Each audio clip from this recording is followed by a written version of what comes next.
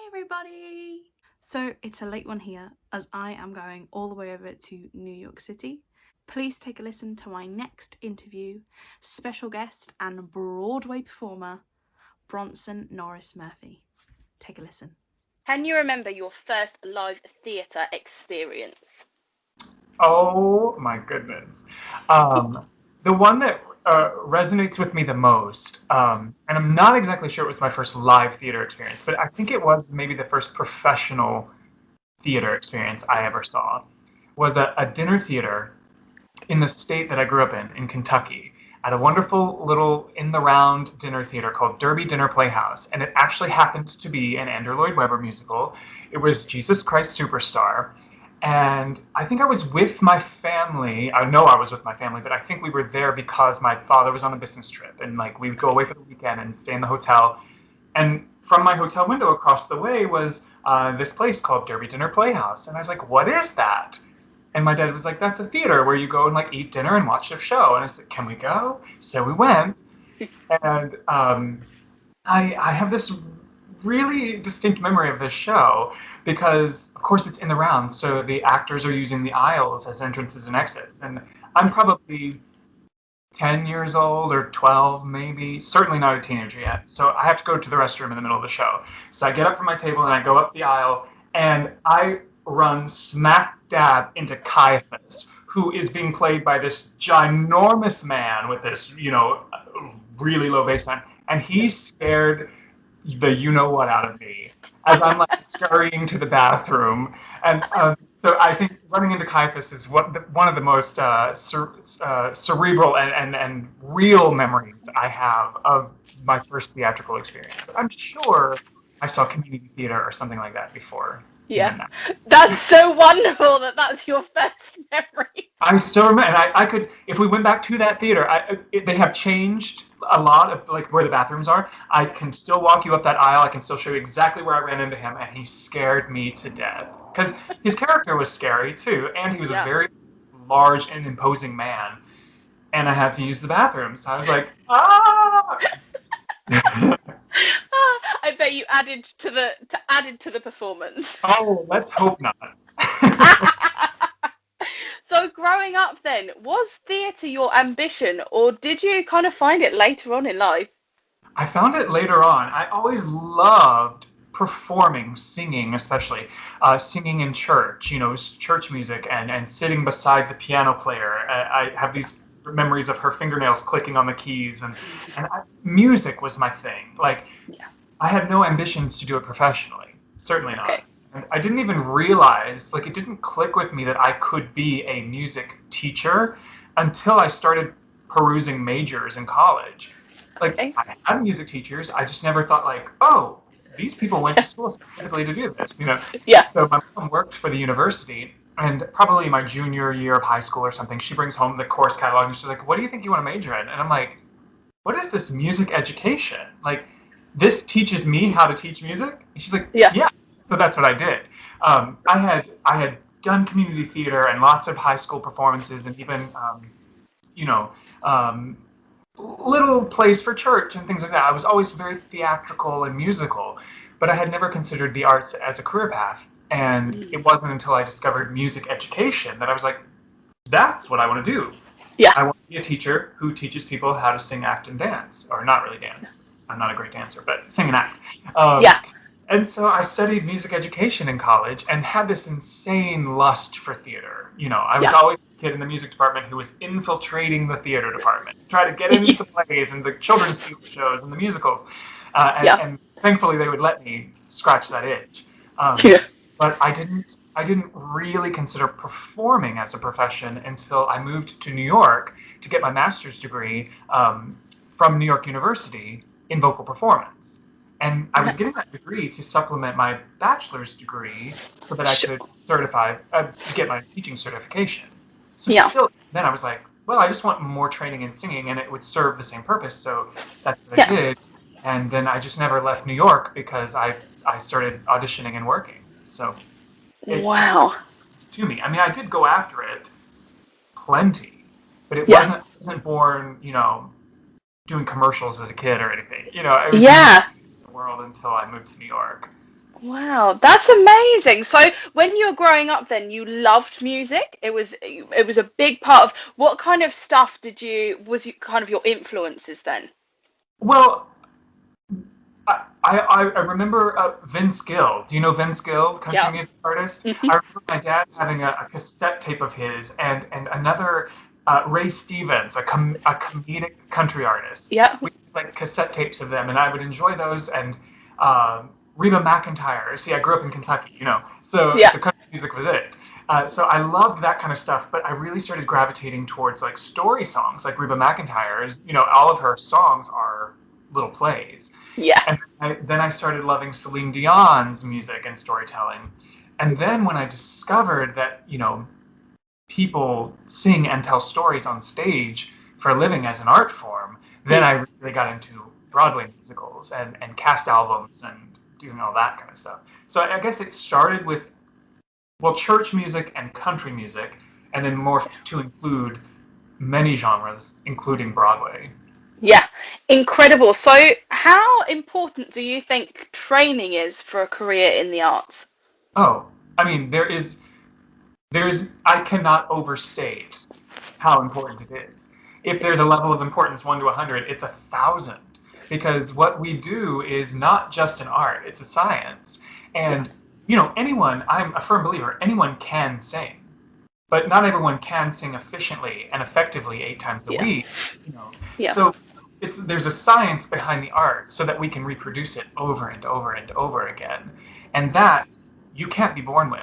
Hmm. Nobody is born with great technique. We're born with Yeah. great sounds or a good look or an innate ability to tell a story, but no one is born with technique. It is only learned, and that's where training is absolutely paramount.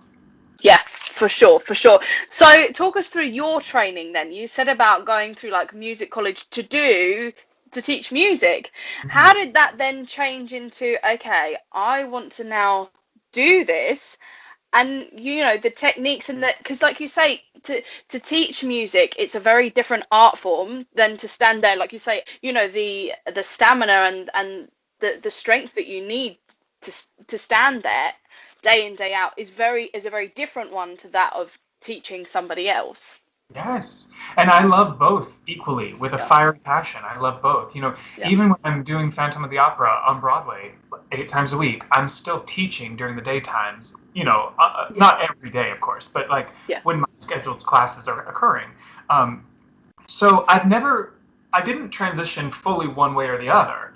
I've made a hybrid of my life teaching and Yeah. performing, thankfully. Um, but like I said earlier, it was kind of when my whole objective through college was music teacher, music teacher, music teacher who Yeah. loves to sing, who loves to sing, be theatrical.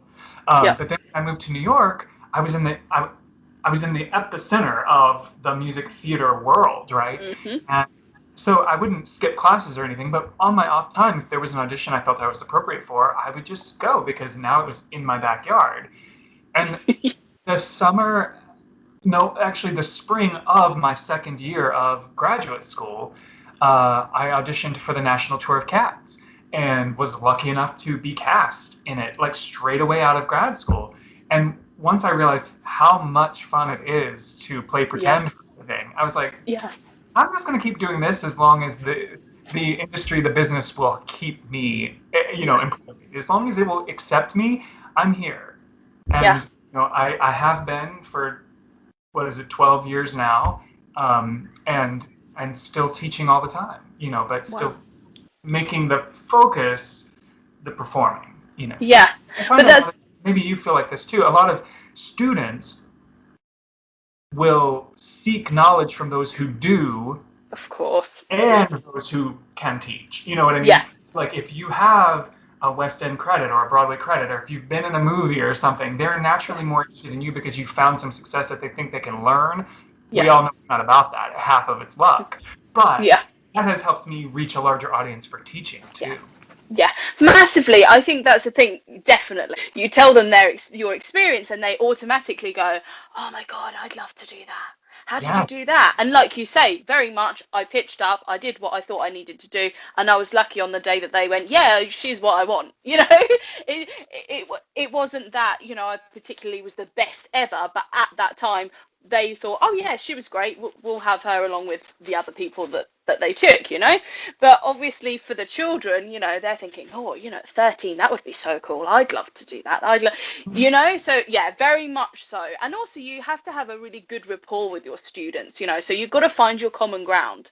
You've got to find where they feel comfortable with you. It's that respect thing, but also, what do we have in common here? And if it's the fact that we love what we're doing, it that's the best thing. I say to the kids all the time, parents say to me, you're so passionate and and I'm like, but I have to be, Mhm.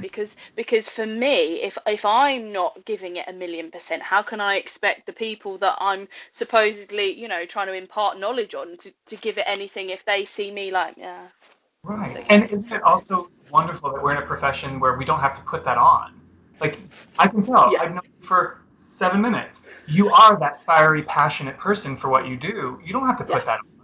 no, I can't imagine having to wake up and being like, I have to pretend I want to sing today. yeah. I have to pretend I don't want to sing today so that I cannot wake the neighbors up. You know what I mean? Like, that has to happen. Yeah, for sure. And I think, like you said earlier, like you're feel so blessed to be able to do that, to be able to be in a profession that you love so much, you Yes. know, Yeah. and It never still feels like like work. yeah, ever, and still have that versatility to go, I can stand on stage. Also, I can do that thing that I trained to do that I still love equally but differently, you know. Yes. Yes. Amen. So talk about then wow moments in your career so far. Can you pinpoint anything particular or a few things that just have gone when you were there, you were like, this is insane. How did this happen? Oh, yes. Well, I'll kind of go chronologically, if you will. So, like, I remember in an acting class in my graduate studies talking to a person who was deeply rooted in the business, and he was like, "What do you want to do with your career?" And I was like, "I just want to perform. Like, I would love to tour." And I said, Do you think I'm good enough?" Now I know what a silly question that is. Am I good enough to tour in a Broadway musical? And he said, "Oh, yeah, you can tour tomorrow." And the first job I had was a tour. So that was the first time when I got into Cats, uh, and we started playing these massive venues and even arenas, and I would just be like, "This is how I make my living right now." Yeah. That was the first wow moment. That like Mm. this actually, the dedication, the hard work, the training has paid off in this moment. Looking Yes. up, seeing a wall of seats, during a sound Mm. check or something. And then the next one, they all, of course, have to do in and around the music of Andrew Lloyd Webber because that's what I love. But the next one was just after I was hired to be in the Phantom of the Opera on Broadway. I was invited to watch the show just to kind of see what my character was doing, as Sure. if I hadn't seen the show 300,000 times prior. I'm Yeah. a huge fan. But I remember like getting to watch Phantom of the Opera for free as an employee for the first time and sitting at the sound booth and just watching the chandelier like come at me and Oh. like go up and I'm like, next week I get to be up there with that chandelier. I get to do that. Um, that was that, and then I guess the last one I'll bore you with is meeting Andrew Lloyd Webber himself. We were in previews for Love Never Dies, which is the sequel to Phantom of the Opera, and of course it had never been in America before, and so he was here putting his stamp of approval on it, cleaning things up, even changing blocking, cutting lyrics, just still making changes. After it had had a life in Germany, after it had had a life in Japan and in Australia, he was still making changes to his baby here, and I was playing the Same. Phantom, and like, just remember our music director being like, someone would like to speak to you before we had a company meeting, and I looked at her and I kind of knowingly said, "Who?" Yeah. Because he was there back then, and she took me to him, and if I shook his hand, it was like this, I was just like, yeah, I don't have any idols, but he would Yeah. be right if I did. He would be up there. I Yeah. look up to his work, his Mm. craftsmanship, his longevity in his career. Um, Mm. I have such respect for him. And when you meet someone like that, and you kind of, I'm certainly not on his level, but when you humanize the character, yeah, Yeah. I'm like, oh my gosh, he's just a guy who is doing what he loves for a living, just like I'm a guy doing what I love for a living, and we're shaking hands in the middle of the theater where I'm playing a role that he wrote. That was unbelievable. Yeah. And I mean, how many times do you get to meet somebody who basically without him you wouldn't be there? Oh my Like, gosh. Well, I'll tell you exactly because I've been singing his music professionally since 2008, and I've met him twice. So like hardly ever do you get to meet him. yeah, Never get to actually, as an actor, anyways, be in the room with someone of yeah, his genius because he creates the thing and then gives it to other geniuses to do. yeah, You know, for sure. those are the great people that I get to work with. But when he comes in, of course, it was Love Never Dies, and then when we did the American premiere of Unmasked, he was Yeah. there, and that was the second time I'd ever been in his presence, and I was just like, oh my goodness. Not like, hey, Andrew, we're mates. I met Yeah. you before. We're And then, buddies. he does insist that you call him Andrew. Like, you're not allowed to call him Lord or, Mr. Weber or anything like that. And so that became part of my vernacular. And I remember one of my best friends making fun of me one day when I said something about Andrew said, and she's like, who's Andrew? And I said, Lord Weber. Yeah, we're on a first name basis now, which we're totally not. But, like, he insists that you call him Andrew. Yeah. And isn't that wonderful though that, someone like you say of his caliber and of his genius still very much obviously just sees himself as somebody who, like you said, does something that he loves for a living and that and I think, that for me is just like, well, he's got to be a great guy because, he's not putting himself on this pedestal that everybody else puts him on. Everyone else sees him as like God and he's Yes. just like, no, no. He's not like that. Yeah. He demands excellence, but shouldn't we all? He demands Oh, excellence. yeah. And then right after he demands excellence, he'll talk about his dog. It's just like, it's such a human experience with it. I mean, Yeah. he's so passionate about his art that he just demands the best out of you. And then you bring that. And that's how you become a better artist when Yeah. you meet those expectations. Yeah, absolutely. So, talk about a role then that you would love to play if age, gender, everything was off the cards. Is there a role in a show that you think, oh my God, I would just love to sing it, play it, enjoy the story? Is there a role particularly? There are probably 1,000. Thousands. And Yeah. yeah, absolutely. Mainly the ones that haven't been written yet. That would suit me. Yeah.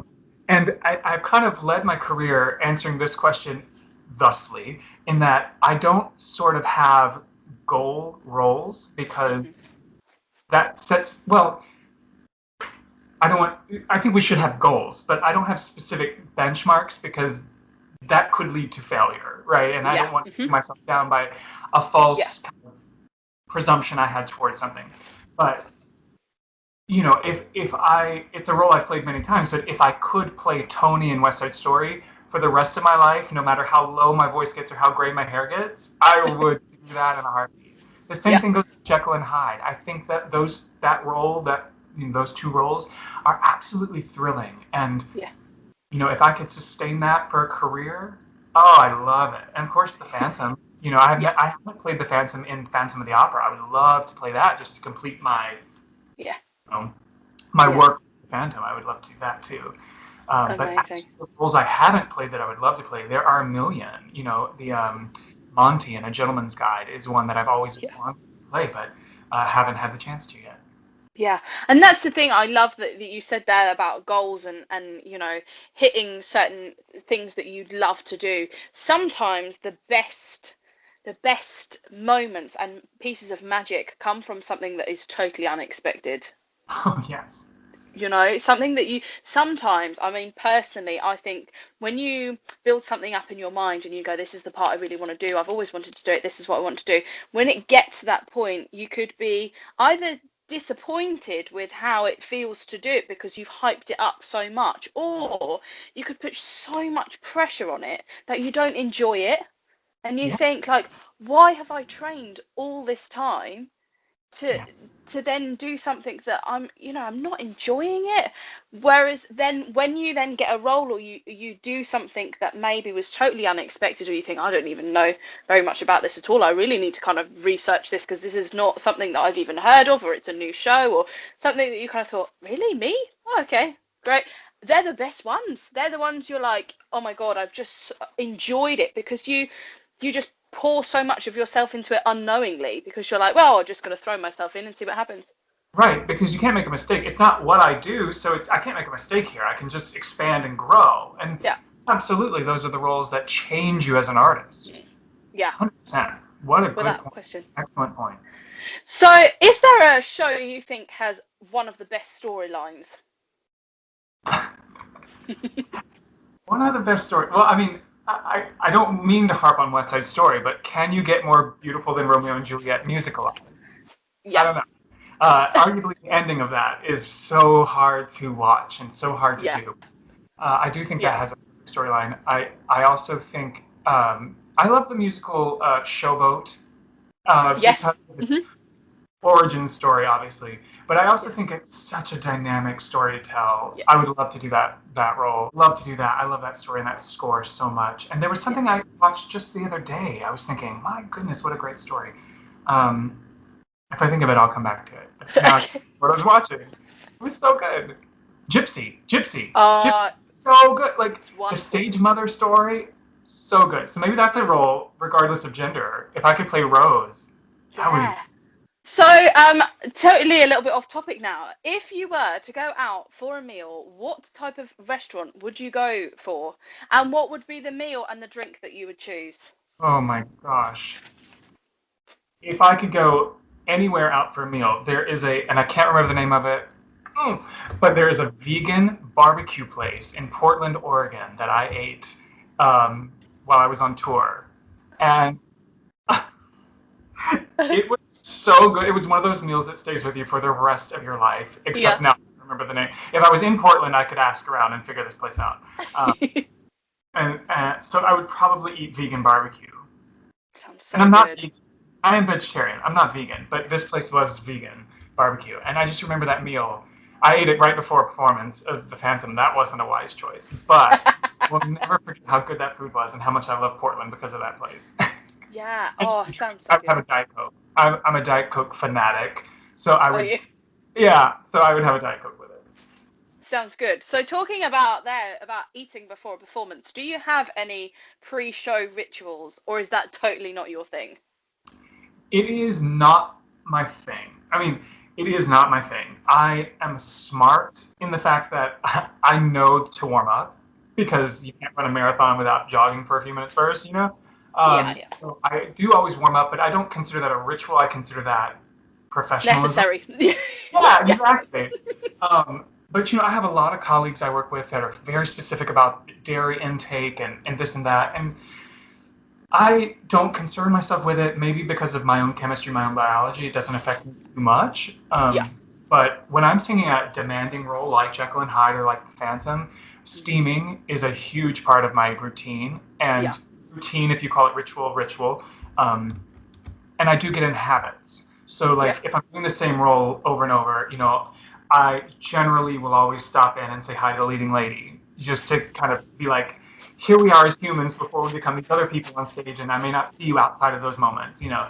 So I'll just check in with somebody. I had a great Extra. ritual with a makeup artist on Love Never Dies. We were together for an hour doing makeup before every performance. So Yeah. we would always, we that would be our kind of come down from the day, whatever we've been doing, really Yeah. start to focus on the show, and it was our time together. I love her, and I loved that time very That's much. wonderful.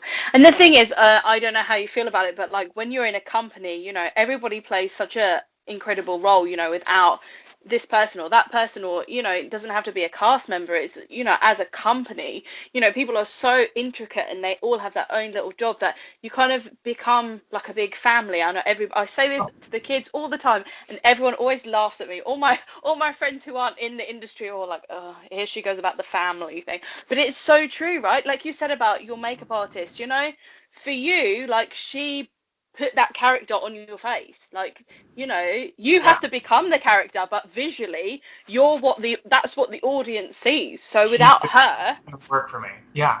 you Because if know, they don't see it, they don't believe it. Absolutely. And you're so right about the family. You know, the hardest moment as an actor, and I almost get choked up thinking about it, is closing a show because you're not going to see your family every day. It's just like yeah, when you've gone home for a couple of days and you finally have to say bye to mom and dad. It's hard because you're not going yeah, to see them regularly. These people, these artists are your family, the crew, they're all your family. They have your back, especially if you're touring. You know, like you don't know where you are in Detroit or Minneapolis or Florida. Where are we this week? I don't know, but there's something I know. That person is someone I yeah, know. That's a safety. That's a guard. You know, and those people. And while the show ends and while your daily life with them ends, you don't lose connection with the ones no, that change your life. You know, yeah, I still talk to, I mean, 100% of the people in Love Never Dies I have connected with since that show closed because those yeah, people are family yeah, with yeah. PH and an F family. But you know what, that's the thing, because when you go on stage every night, you know, you're appealing to an audience of people who may have seen the show a million times, may have never seen it before, but that is the performance they're going to watch. Yet you don't know whether, you know, somebody on your stages had a personal issue that they're overcoming, a family bereavement, you know, or whether someone's got like a really big news that they want to share or tell, you know, or they've just had a really rubbish day. And you just kind of like, you know, when you're on stage, it's your job like anybody else. You have to go on and do it for the best that you can for your castmates, for the people that are watching. But that's tough sometimes. Doesn't make it any easier. So when you've got a cast of people that you feel like envelop you and like will go to you, it's okay, I've got you tonight, we're good.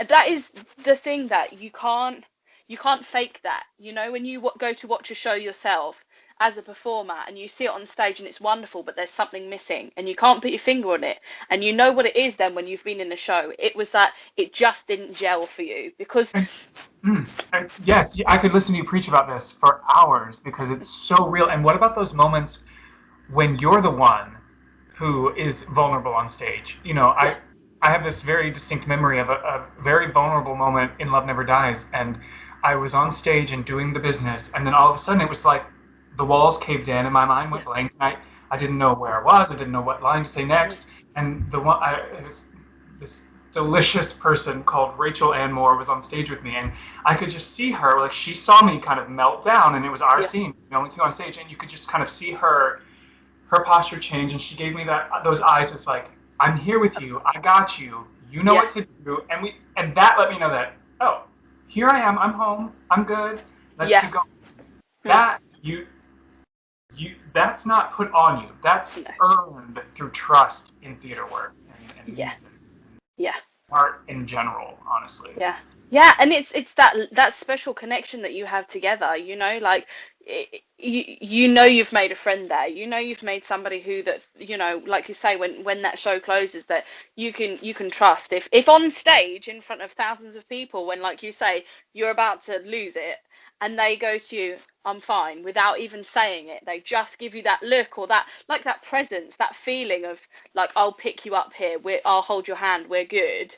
You know, then when you're out in the real world and something goes on, you can phone them, and they've got you, because that, you know, that's just the kind of relationship you have. It's wonderful. And I feel like, you know, so blessed in that respect, that in our jobs you can find people genuinely that you think, oh my god, you could be my brother, my sister, my mother, whoever, because Yes. I feel like I trust you so much, yet we've just done a job together. And I mean, I've never done anything else, so I can't comment, but I just kind of think, do other people get that when you know, when they work in jobs? Like, do they feel that kind of, because it's, you have to trust people to be able to do this kind of job. You know, it's a very trusting job. Yes. I mean, you literally, I mean, maybe figuratively, you figuratively put your life in other people's hands every night. I Yeah, mean, and literally, because, you know, the crew is responsible for your safety. If that drop comes in 2 seconds early, you know, yeah, that could smack you on the head. You know, yeah, all those kinds of things. You have to put so much trust in the people that you work with that there's no choice but to become family. And you're not going to like everybody that you of work with, course, and that's fine. You're going to be respectful and professional with them. of course, But the ones that you really gravitate towards will be there for you for the rest of your life. And you yeah, will have met them because of the mutual respect you have for your art form. Yeah, 100%. So again, going off piste a little bit, a Disney character that you love and treasure, and if somebody said to you, right, you can play this Disney character, who would you want to play? Uh, the first one that wait, I think this is Disney. Yeah, Cruella de Vil. Right? Yes. I Oh mean, my with God. that wig and the constant cigarette and all the puffs around, come on. And the outfits. Oh The my God, outfit. could you imagine what you would get to wear? Oh my goodness. Yes. Oh my life. I would never want to take it off. Yeah. This is mine now. I will wear this. So I think Cruella de Vil was the first, just because she's such a departure from Bronson. You know, like I hope nobody thinks I'm evil. So that would be fun to play with that kind of line. Ah, I love it. I love it. Such a good character. It is. And what about a Disney film? Is there one particular one that you love? I love Beauty and the Beast. I love Beauty and the Beast. I also love Cinderella. That original Cinderella. It just doesn't get more wholesome than I. Yeah, for sure. So is there a secret skill that you have or a party trick that you he's like, no. Everything I have to offer is out on the table. I don't have anything. If I have an available talent, the world knows about it. Exploit it, use it, pay me for it. Let's have it. No. That's so No. wonderful. That's so funny. That's so funny. You have to Because ask my like, you know, friends. I was gonna say you have to ask my friends if I actually have any party tricks or anything like that, because I really don't. I really don't. I mean, I do. As a kid, I loved clowning and sleight of hand magic, but I'm not good at it, so I don't do it anymore. But I should maybe pick that up again. yes, because you know it's unexpected. Like let's just here we go. I don't know what to say. I don't either. I don't. I don't you know. I feel like if I had a hidden talent, I would let the world know, so that then there would be another reason you should use me in your project, right? Like, why are we hiding our talents? What's out there? I know. It's when people like friends will say to you, "Oh my God, I didn't realize you did that," and then your friends that you work with go, "Seriously? How did you? How she never showed you that?" And they're Right. like, I don't understand." And I'm like, "Look, if I can get paid for it, I'm gonna bear it all." On my Like, resume, for sure. yeah, for sure, absolutely. So, is there a particular book that you'd love to see turned into a play or a musical? Ooh, great. So there is a great book that one of my best friends got me turned on to years and years ago, and now I'm going to misquote the title because I haven't read it in years. Marjorie Morningstar. Do you know that? Okay, no. I think it's just called. If I didn't have to wear glasses, I can almost see it on my bookshelf. There's a wonderful book called Marjorie Morningstar, something with that title, with that name. Yeah. And I think it would make an excellent musical. I think it sings on the page already.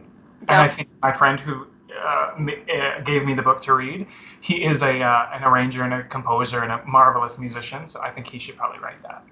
Yeah. If Like, he's doing this, do he it. should be on that Yeah, right now. yeah, yeah, right now, yeah, and you need to be in it. This is yeah, Yeah, and yeah, I'm doing yeah. it. Yeah, exactly. Brilliant. So during lockdown quarantine, I mean, you know, it's been going on forever and a day, hasn't it? But what has kind of kept you busy and motivated? What has kind of work-wise have you been able to do whilst quarantining? Well, everything kind of turned digital, and this live Mm. art that we love has now become less live.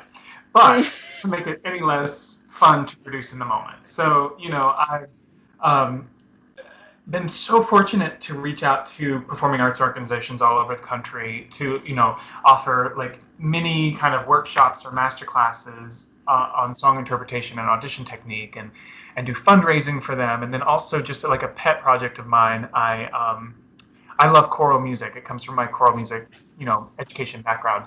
Yeah. And I started pulling out pieces that I loved, and I started recording all the parts very selfishly. I would record the soprano, alto, tenor, bass. I'd record them all. Wow. Yeah. And trying to hone my editing skills and layering them in and creating a choir with just my voice. And that has really kept me motivated in researching music, learning music, Yeah. performing music, editing, kind of every facet of it. Eventually, I think, right, there is an album worth of it. It's not for sale or anything, but there's like an actual CD worth of it, of choral music. And then I'm doing one, kind of a Broadway theme where and it sounds very selfish, but I'm playing all the roles, so if it's like a duet, both roles. And, Yeah. and I've just done, again, I don't know when you're going to release this, but I've just done, with the friend who gave me the Marjorie Morningstar book, we recorded the Andrew Lloyd Webber Love Trio, which is usually like three very distinguished women sing this thing, and but I decided to be all three voices, and we kind of made a little video to go with that for Valentine's Day. Awesome. So those kinds of projects have been very filling, and Yeah. while, as an artist, like, it's never about the money. None of this stuff is paying. Yeah. It's a creation. Yeah. So that's what. And also, do you know what? I think during this time, I mean, like I said before, I've been very blessed to be still working online teaching, but a lot of the things that I've done, have been, unpaid, but the people that you meet, sometimes that can like trump anything else for me, like this just like YouTube channel thing came out of nowhere. I just started chatting to friends and sending it to the parents of the kids that I teach, and just said, look, like, chin up, because we were so close to doing a show, and I think the kids it was tough. So I just said, look, my friend does stunt work for film and things, and I was like, look, she's willing you on, and like, look at what she's done, and like, it was just like a trip down memory lane kind of thing, and we just were chatting about like work that we'd done and that kind of stuff. And then just a family member said to me, why don't you reach out to all these other people and see like if anybody wants to chat? And I was like, what, to me? Because you do, don't you, about yourself? You're like, nobody knows who I am. Why would anybody want to do? Why would anyone apart from my friends want to do? I'm always flabbergasted when I get an email like yours. I'm like, why? Why do you want to talk to me? But it's always so much fun. Yeah, it's like, who am I? These people are going to get my email and be like, Jen who? From where? Like, what? No. And they were like, no, seriously, because obviously everybody's work had just halted and everyone was at like a total, where are we going with what and how? And it was just crazy. I mean, like, you're my 95th guest. Like, holy guacamole. No. From literally everywhere across the world. Like, it's been absolute nuts. Like, genuinely, what has happened? And look at all this content and nuggets of knowledge and inspiration and wisdom that you're going to have forever from all these people. All these different people. And also as well, the people that you meet, sometimes you might think, I had a really good time, but I probably won't ever see them again or chat to them again. Or, you've got social media, you might just follow them and look at their posts and think, oh, brilliant, you're doing really well for yourself. But then there may well come a time where you will cross paths again and go, oh my goodness, I remember, this is crazy. This is literally just from sending out an email and talking to people. Out of people that within the industry are so giving and caring and compassionate and want to will you on and will give anything and everything to be proud of your success as well as their own. And I think this has just highlighted that massively. And I'm so thankful to be able to show the kids that I teach that is the real creative arts industry for sure. These people that are giving to us in this tiny place, in this tiny corner of the world, from everywhere, this is what it's like. Brava. It's amazing what you're doing for those kids and for the art as a whole, just by connecting everyone. You're so right about this pandemic. It's really been you can't stop an artist from creating. No one can. It's who we are. It's what we breathe. You'd have to stop us from breathing to stop us from creating. And the amount of artists I've seen make it work during this pandemic is just so thrilling to me. It just lights my fire again. And imagine the day when we have freedom to rejoin a theater, inside a theater. Like, what joy that will be. What expression of gratitude that will be. I cannot wait for that day. It's going to be magic, beyond magic. Yeah, the first time you get to stand on stage again, the first time somebody gets to go and see a show. Yes. That in itself is just like, it's going to be electrifying. Oh, yeah. Absolutely ridiculous. So this leads me on to my very last question for you. 2021, what are your hopes for this year? And what kind of like goals or things do you want out of this year? Well, I certainly would like to end this year happy and healthy, Yeah, and for for sure. everyone around me that I love to also be happy and healthy. Yeah. I would like everyone I know to be vaccinated. I would Yeah. like everyone I know to continue wearing a mask so that we can end this. Yeah. I'm an eternal optimist. I'm also a realist, and if we could gather even in small numbers for a live theatrical event by the end of this year, I would be overjoyed. At Yeah. the same time, I don't want to rush it and have to do this for Yeah. another. Yeah, That's for sure. the real side of me. So Mm. if I had a hope and a dream, it would be, yeah, I can, by the end of the year, I can go see a Christmas play, or be in a Christmas concert or something. Yeah. But at the same time, the main thing, and I think that has reset all of our reality and our vision, is just maintaining those that we love and their happiness and their health. For sure. That's number one. Yeah, absolutely, absolutely, and it's definitely like you say, this time has highlighted that, isn't it? The people that we surround ourselves with it's the most important thing, and Yeah. everything else is like a bonus. Yes. Yes. Well, on that note, thank you so much for chatting with me today. I've had such a wonderful time. You're very welcome. What a wonderful discussion. Thanks for having me. No worries at all. Honestly, it's been brilliant. And how, again, with the whole technology thing, how cool that we are like, I don't know how many thousands and thousands of miles away, but a very, very long way away. I know, and here we are, and basically in the same room. I Just, know, I know. I feel like in a minute it'll be like, cup of tea? yeah, Cup of tea? just head over to get a cup of tea. Absolutely. Well, honestly, I really, truly have had a wonderful time. Thank you so much for chatting with me. And I would love to keep in touch, for sure. Yes. Well, you have my email. Keep in Yeah, touch. We'll do it. absolutely. And I will send you the link when it goes up on the channel so you can like share it and stuff like that. Wonderful. I would be happy to. I think there's Thank you. a lot for people to insight, happiness, joy, and some things to learn too from our conversation. So I think it was. Thank you. Wonderful. Well, you have a wonderful rest of your day and yeah, take care of yourself and I look forward to speaking to you again soon. You too. Bye Thank you bye. so much. Bye. Thank you so much, Bronson. I had such a wonderful time chatting with you, and my very best wishes go to you and your family for 2021. And thank you to you for watching.